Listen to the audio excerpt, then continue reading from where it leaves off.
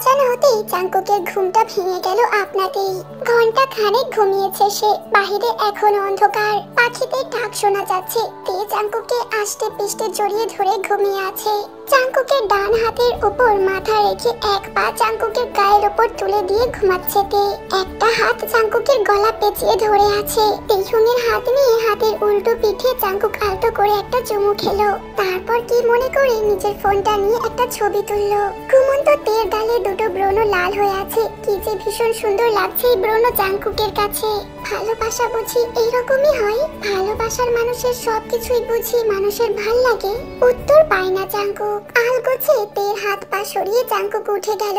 তের গায়ের ওড়নাটা ঘুমের ঘোরে তে সরিয়ে রেখেছে পায়ের পাশে। ওড়নাটা নিয়ে তের গায়ে জড়িয়ে দিল জাঙ্কুক, যাতে ঘুম থেকে উঠে তে বিব্রত না হয় গায়ে ওড়না না পেয়ে। উজু করে এসে তেকে ডাকলো সে। তের ঘুম যে ভীষণ ভারী তা জাঙ্কুক জানে। চুলে হাত বুলিয়ে দিতে দিতে জাঙ্কুক আস্তে আস্তে ডাকলো তেকে। 15 থেকে 20 মিনিট ধরে তপস্যার পর অবশেষে তে চোখ খুলে তাকালো। জাঙ্কুককে পাশে দেখে চমকে উঠলো তে। জাঙ্কুক এখানে কেন? ওর রুমে কিভাবে এলো জাঙ্কুক? তাড়াতাড়ি নিজের ওড়না ঠিক করতে গিয়ে দেখে ওড়না গায়ে আছে ঠিকঠাক। স্বস্তি পেল তে। তারপর হতভম্ব হয়ে জিজ্ঞাসা করলো, আপনি এখানে কেন? আমার রুমে কিভাবে এলেন? শুনে জাঙ্কুক হাসলো। তারপর বলল, আপনার রাজ্যের এক নিরীহ প্রজা আমি। আপনার ঘুম ভাঙাতে এসেছি মহারানী। আর হ্যাঁ, আপনি হয়তো ভুলে গেছেন এটা আপনার পিতার প্রাসাদ নহে, এটা শুধু আপনার রাজ্য। এখানে আমি আপনার নিয়োগ দেওয়া এক প্রজা। এই রাজ্যের অধিবাসী শুধু আপনি আর আমি। তের কয়েক মুহূর্ত লাগলো ব্যাপারটা বুঝতে। তারপর হঠাৎ করে মনে হলো তারা এখন ঢাকায় আছে। এটা তাদের নতুন বাসা। ভাবতে তের মনটা খারাপ হয়ে গেল। বুকের ভেতর কেমন চিনচিনিয়ে ব্যথা শুরু হলো। আর বুঝি দেখা হবে না কারোর সাথে। তেকে অজু করে আসতে বলল জাঙ্কুক। গামছা দিয়ে ফ্লোর মুছে নিয়ে নামাজে দাঁড়ালো তেকে পাশে নিয়ে। নামাজ শেষ করে তে ডান হাতটা টেনে ধরে বলল, জীবনের সেরা প্রাপ্তি আমি পেয়েছি তে। আল্লাহর কাছে এইটুকুই চাইবো, আজীবন যেন দুজন একসাথে থাকতে পারি। তের মনটা খারাপ হলো। জাঙ্কুককে তাহলে কেশবতীকে ভুলে গেছে তেহুংকে বিয়ে করে? আহারে, সেই মেয়েটা নিশ্চয়ই তেকে অনেক গালাগাল দিচ্ছে, যেমন করে তে একসময় আয়ুকে দিয়েছিল।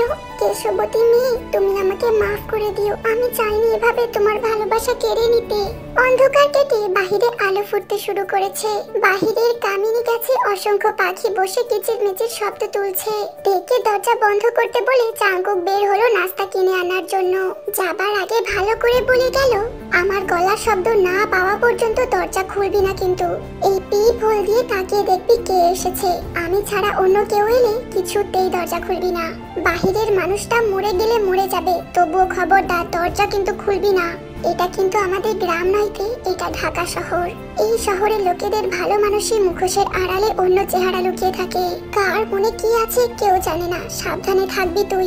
কিছুক্ষণ তাকিয়ে রইল জাঙ্কুকের দিকে। তারপর বলল, এমন ভাবে উপদেশ দিয়ে যাচ্ছ যেন তুমি বিদেশে চলে যাচ্ছ আমাকে বাসায় রেখে। আমার জায়গায় তুই থাকলে বুঝতে পারতিস নিজের প্রাণটা এভাবে কেউ অচেনা জায়গায় একা রেখে যাওয়াটা কত যন্ত্রণার। তুই দেখতে পাচ্ছিস আমি এই বাসায় তেহুংকে রেখে যাচ্ছি, কিন্তু আমি দেখছি আমার প্রাণ পাখিকে রেখে যাচ্ছি। ছাতার মাথা কি বলছো তুমি এসব? তোমার কথার কিছুই আমি বুঝতে পারছি না। আমার মাথাতেই ঢুকছে না। না ঢুকলেই ভালো। যা, আমি আসছি নাস্তা নিয়ে। কিছুক্ষণ পর বের হবো তোকে নিয়ে সবকিছু কেনাকাটা করার জন্য। দরজা বন্ধ করে দিয়ে বারান্দায় গিয়ে দাঁড়ালো। ও পাশের বারান্দায় তাকিয়ে দেখলো একটা লুঙ্গি, সালোয়ার কামিজ, বাচ্চাদের জামা কাপড় আর ক্যাথা টাঙানো রয়েছে। রাতের বৃষ্টিতে সবকিছু ভিজে চুইয়ে চুইয়ে পানি পড়ছে তাতে থেকে। নিশ্চয়ই ওখানে কোনো বাচ্চার আব্বু আম্মু থাকে। তের নিধির কথা মনে পড়ে গেল। ভেজা মাটির ঘ্রাণ আসছে নিচ থেকে। সামনের রাস্তায় লোকজন হাঁটছে, একটা দুইটা রিক্সা আসা যাওয়া করছে। তের ভীষণ অবাক লাগছে এসব দেখে। এই শহরের জীবন তের কাছে একেবারে অজানা ছিল। এর আগে কখনো তে শহরে আসেনি। যা দেখছে সবকিছুই তার কাছে নতুন লাগছে। ব্যাগ কাঁধে নিয়ে ছেলে মেয়েরা যাচ্ছে। তে অবাক হলো, এত সকালে এরা পড়তে যাচ্ছে? ছ্যা, তের মন বিষিয়ে গেল। কি দরকার এত ভোরে পড়তে যাবার? এই সময় কোথায় বাসায় বসে আরাম করবে তা না, এরা পড়তে যাচ্ছে। বাড়িতে থাকলে তে এখন চা খেত, দাদির রুমে গিয়ে গল্প করত, লুসির সাথে মারামারি করত, ধরে বেঁধে কেউ পড়তে বসাতে পারতো না তাকে। এখানে তে ভীষণ একা, কান্না পাচ্ছে তের খুব। বাড়ির কথা মনে পড়ে জাঙ্কুকের সামনে কান্না করতে পারে না সে, কিন্তু প্রতিনিয়ত বুকের ভেতর জ্বলে পুড়ে ছাই হয়ে যায় তেইহুঙের। আর বুঝি জেনি আপার মেয়েটার তুতলে তুতলে কথা বলা সে শুনতে পাবে না। জিমিন আপা শ্বশুর বাড়িতে বুঝি তের আর যাওয়া হবে না। বিয়েতে জিমিন আপা কেমন করে সেজেছে, ফেজু ভাইয়ের জন্য কি কান্না করেছে? কবুল বলতে উনি কত সময় নিয়েছেন?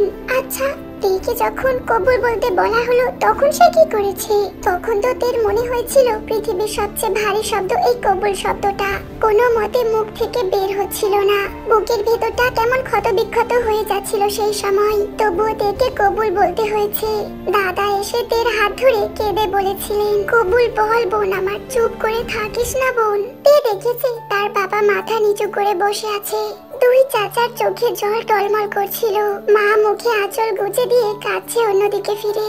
কি যন্ত্রণা, কি যন্ত্রণা! তে কবুল বলেছে তারপর। আর জাঙ্কুক এক দৃষ্টিতে তের দিকে তাকিয়ে থেকে যন্ত্রের ন্যায় কবুল বলে দিল। কি অসহ্য লাগছে তের এসব মনে পড়তেই। না, এসব আর ভাববে না তে। এসব ভাবলে তের ভীষণ যন্ত্রণা হয়। তে এসব মন থেকে সরিয়ে কামিনী গাছের ফুলের দিকে নজর দিল। কি মিষ্টি একটা ঘ্রাণ আসছে এই ফুল থেকে। ছোট্ট ছোট্ট থোকা থোকা সাদা ফুলগুলো। জাঙ্কুক বাসা থেকে বের হয়ে ফোন বের করলো। আগে টিউশনে ছিল 4টে, ছেড়ে দিয়ে বাড়িতে চলে গিয়েছিল তখন। তাদের কল দিয়ে নিরাশ হলো জাঙ্কুক। 3জনই নতুন টিচার রেখেছে। সবাই জাঙ্কুককে বললো এই মাসটা অপেক্ষা করতে, তারা নতুন টিচারকে বাদ দিয়ে দেবে মাস শেষ হলে। কিন্তু জাঙ্কুক তাতে রাজি হলো না। যারা ওদেরকে পড়াচ্ছে তারা নিশ্চয়ই শখ করে পড়াচ্ছে না, প্রয়োজনের তাগিদেই তো টিউশনি করাচ্ছে। জাঙ্কুক ওদের কাছ থেকে এভাবে টিউশনি ছিনিয়ে নিতে পারে না। তার বিবেকে বাজছে ব্যাপারটা। শুধু একজন ছাত্রই এখনো টিচার রাখা হয়নি। জাঙ্কুক এসেছে শুনে স্টুডেন্টের মা ভীষণ খুশি হয়েছেন। যদি পারে তবে আজকে থেকে যেন জাঙ্কুক পড়াতে যায় বলে অনুরোধ করলো। জাঙ্কুক জানালো আগামীকাল থেকেই পড়াতে আসবে। রাস্তার দুই পাশের দেওয়ালে পিলারে নজর বোলাতে বোলাতে গেল জাঙ্কুক। কয়েকটা বিজ্ঞপ্তিতে কল দিল। কল দিয়ে একটা টিউশনি মোটামুটি ঠিক হয়ে গেল। বিকেল 5টায় গিয়ে কথা বলে কনফার্ম হবে বাকিটা। জাঙ্কুক হিসেব করলো। আগে টিউশনিতে পেত 4000 টাকা, নতুনটাতে কত পাবে? 3 নাকি 4?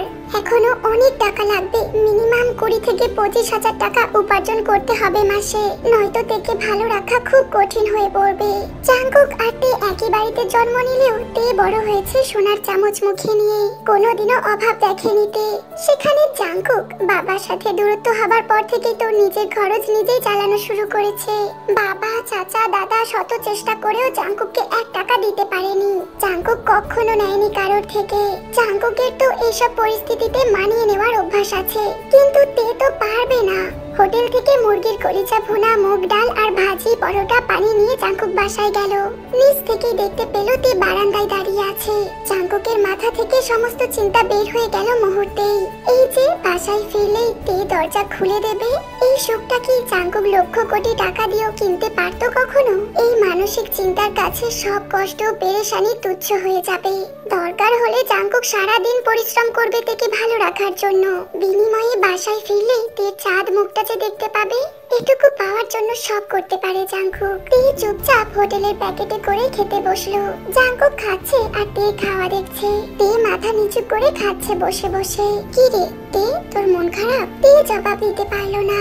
দু চোখ জুড়ে বর্ষণ শুরু হলো তেইহুঙের। জাঙ্কুক তেকে কাছে টেনে নিয়ে একটা হাত ধরলো। কান্না করছিস কেন? বাড়িতে যাবে? তাহলে বল, আমি তোকে বাড়িতে দিয়ে আসবো।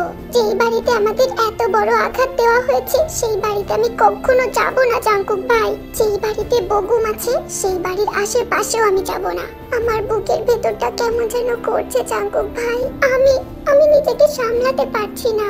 সব ঠিক হয়ে যাবে তে, সব ব্যথা ধীরে ধীরে কমে যাবে। যেমন ভাবে ক্ষত শুকিয়ে যায় ধীরে ধীরে, প্রথম একটু খারাপ লাগবে, সবকিছু তারপর ঠিক হয়ে যাবে আবারও। এরপর দুজন বের হলো নিউ মার্কেটের উদ্দেশ্যে, গৃহস্থালির যাবতীয় জিনিসপত্র কেনার জন্য। এত বড় মার্কেট, এত লোকজন তে এর আগে কখনো দেখেনি। হতবাক হয়ে তে তাকিয়ে দেখতে লাগলো সবকিছু। বাজার বলতে তে ভাবতো এলাকায় তাদের বাজার যেমন তেমনই বুঝি সবকিছু। এখন দেখছে না, তার ভাবনা ভুল। হরেক রকম জিনিসপত্র এখানে। তের মাথা ঘুরতে লাগলো এসব দেখে।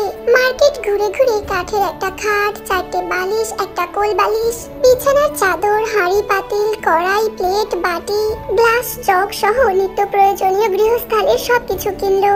এক ফাঁকে তের জন্য বই, খাতা, কলম কিনে নিল জাঙ্কুক। একটা বাটন ফোন কিনলো আর নতুন একটা সিম কার্ড কিনলো। চাল, ডাল, তেল, মশলা, আলু, পেঁয়াজ, রসুন, মাংস সবকিছু কিনলো। তারপর দুজন যখন বাসায় ফিরলো তখন 4টে বেজে গেছে। খাট বসিয়ে সেখানে তোষক বিছিয়ে বিছানার চাদর বিছিয়ে দিল জাঙ্কুক। বাহির থেকেই দুজনে খেয়ে এসেছিল। ঘড়িতে 4:30 বাজতেই জাঙ্কুক বের হয়ে গেল নতুন টিউশনিতে। যাবার আগে আবারও তেকে বলে গেল কোনো মতে যেন বাসার দরজা না খোলে। তে একা বাসায় বসে কি করবে ভেবে পেল না। তাই কিচেনে গিয়ে হাঁড়ি, পাতিল, প্লেট, বাটি সব কিচেন ক্যাবিনেটে সাজিয়ে রাখলো। কার্টুন ছিঁড়ে নিচে বিছিয়ে সেখানে আলু, পেঁয়াজ, রসুন, আদা এসব রাখলো। জাঙ্কুক টিউশনিতে গিয়ে কনফার্ম হয়ে এলো। ক্লাস 7 এর দুটো ছেলেকে পড়াতে হবে, বেতন 8,000 টাকা। সপ্তাহে 4 দিন পড়াবে সন্ধ্যায়। জাঙ্কুক রাজি হলো। আগেটা বিকেল 4:30 থেকে 5:30, নতুন টিউশনি 6টা থেকে 7টা। হিসেব করতে লাগলো জাঙ্কুক। অ্যাকাউন্টে ছিল 56,000 টাকা। আজকে খরচ হয়েছে প্রায় 16,000 টাকা। বাড়ি ভাড়া অগ্রিম দিতে হয়েছে 15,000 টাকা। আছে আর মাত্র 25,000 টাকা। দুইটা টিউশনি মিলিয়ে মোট 12,000 টাকা হয়। বাসা ভাড়া যেখানে 15,000 টাকা। তবুও নিরাশ হলো না জাঙ্কুক। আল্লাহর কাছে শুকরিয়া আদায় করলো। আল্লাহ নিশ্চয়ই একটা ব্যবস্থা করে দেবেন। বাসায় ফিরে নিজের ফোনটা জাঙ্কুক দেখে দিল। একা বাসায় থাকলে তের মনটা খারাপ হবে বেশি। তবুও ফোনে গান শুনে, নাটক দেখে কিছুটা সময় পার করতে পারবে। বাটন ফোনে নিজের সিম কার্ড লাগিয়ে নিল। তারপর গেল কিচেনে রুমে রান্না করার জন্য। চাল, ডাল, আলু, মুরগির মাংস মিক্সড করে খিচুড়ি রান্না করে নিল। অবাক হয়ে তে জিজ্ঞাসা করলো, তুমি রান্নাও করতে জানো? হ্যাঁ, বিয়ের পর বউয়ের কষ্ট কমানোর জন্য একটু শিখে রেখেছিলাম। এখন কাজে লেগে গেল। না জানলে এখন কেমন বিপদে পড়তে হতো বলতো। তুই তো রান্না করতেই পারিস না, এই জন্য সব কাজ শিখে রাখা উচিত। কোনো কাজ ছোট নয়, তুচ্ছ নয়, বুঝেছিস? খিচুড়ি খেতে বসে তে টের পেল জাঙ্কুক ভীষণ ভালো রান্না করে। কি সুন্দর ঝরা ঝরা খিচুড়ি। তৃপ্তি নিয়ে তে খাবারটা খেলো। টোনা টোনের সংসার শুরু হলো এভাবেই।